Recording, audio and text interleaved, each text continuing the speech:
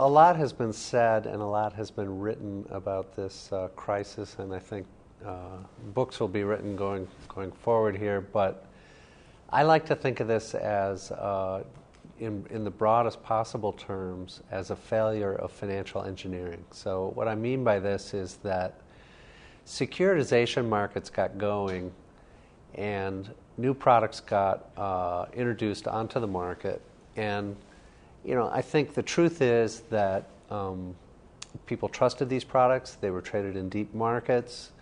People thought that they were reasonable, and it turned out that they weren't. When the housing markets turned around, they really failed in a big way. And almost all of the big players in financial markets were hit by this. So I think that shows you that it was not something that some people understood and other people didn't understand. It's really, as a market, as a nation, as a world, we didn't really understand what was going on here.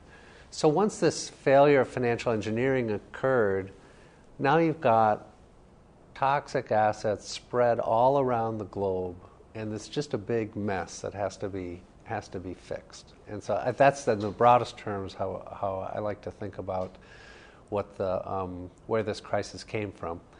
If you think of other types of engineering failures that have occurred, one that comes to mind is asbestos in buildings. Asbestos was introduced into buildings, 50s and 60s. Is great fire retardant, considered a good thing at the time. Later found out to have severe health implications, so now you have to trade off the fire retardant against the health risks. And it was in a lot of buildings nationwide, and it just, had to be cleaned up, and that's the way it was. And so that was a big shock and a big problem.